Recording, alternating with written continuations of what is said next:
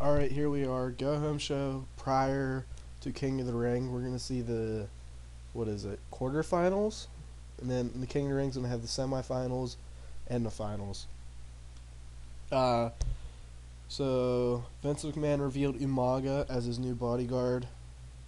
Bradshaw, Farouk, and the Marvelous Ones confront each other, promo in the ring. X-Pac and Owen Hart had a back and forth. They're going to face off the King of the Ring for European title. Video package Undertaker and Kane. Brian Pillman is being a dick to Marlena, so and then Goldust returned after like a week or two absence and cost Brian Pillman number one contendership of the Intercontinental title.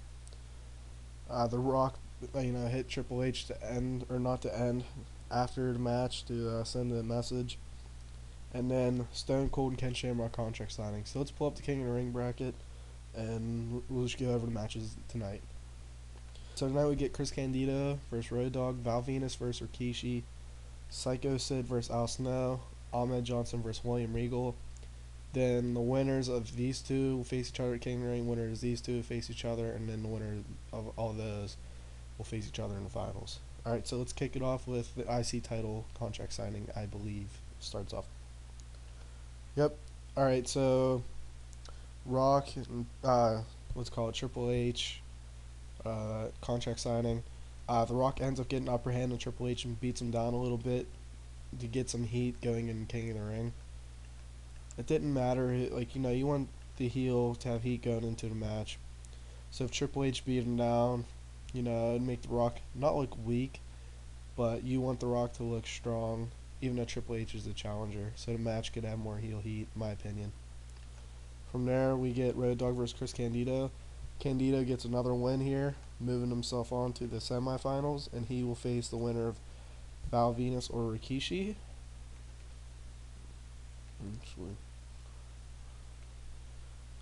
His push has been working extraordinarily well. I'll show you after, we get over results from Nitro. Undertaker and Kane confrontation prior to their last man standing match at King of the Ring. Val Venus defeat versus Rikishi. Rikishi defeats Val Venus. So at King of the Ring, we're getting a rematch from In Your House. Chris Candido versus Rikishi in the semifinals,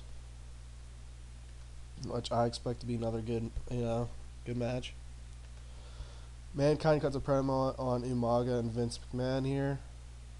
He pretty much, Mankind versus Umaga is added to the card, unofficially but officially.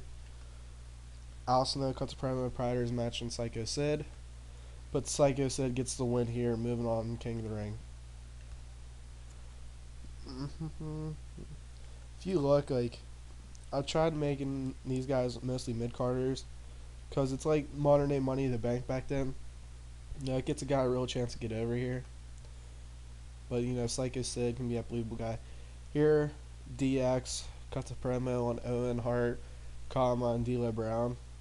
I think these guys, I have them set up to face each other. D'Lo Brown and Kama are going to face Rabid Dog, Batista, and Road Dogg.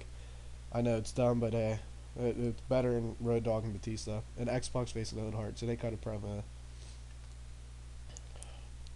Here, X-Pac and Batista get the win over Owen Hart and Mark Henry. It doesn't hurt Nation losing here. Batista needs a win more than anyone here, so give him the win, and it doesn't hurt anybody. Here, Bradshaw and Farouk cut a promo on the Marvelous Ones, saying they're going to become the next Intercontinental or Tag Team Champs. William Regal cuts a promo on Ahmed Johnson prior to their match, and he goes on to lose to Ahmed Johnson. So we see Ahmed Johnson versus Psycho Sid, which is going to be either a decent match or a really bad match. So the winner of Chris Candido versus Rikishi will face the winner of Psycho Sid versus Ahmed Johnson. Here, Brian Pillman, Goldust. Goldust wants another match with Brian Pillman so he can win Marlena back. Pillman says, no, what do I have to gain from that? So Goldust says, how about my career? If I lose, I will be gone from WWF. Marlena's going, no, don't do it. And Brian Pillman agrees. Because Pillman, pretty much I'm booking him like Chris Jericho in 2008, I guess. How he just does the douchebag thing just cause he can. Like, Chris Jericho won Rey Mysterio's mask. Why? Because he can. And so, like, Brian Pillman wants Goldust's career. Why? Because he can. So I think that's an effective way to book a heel. Then we go into the main event: Steve Austin, Mankind versus the Corporation, Ken Shamrock and Umaga. And there's DQ when Umaga started, beating on Sninkle with a chair or something. And that ends Raw on a high note. It's not a coincidence. Umaga joined the Corporation since him and Ken Shamrock have excellent chemistry together to foreshadow events later down the line. Another good show. Uh, having a King ring makes it easier to book because you have matches set that you need to do. But it can also be pain too. Like if there's something I wanted to miss or otherwise. I don't know. I really like using mid carders mostly in King of the Ring.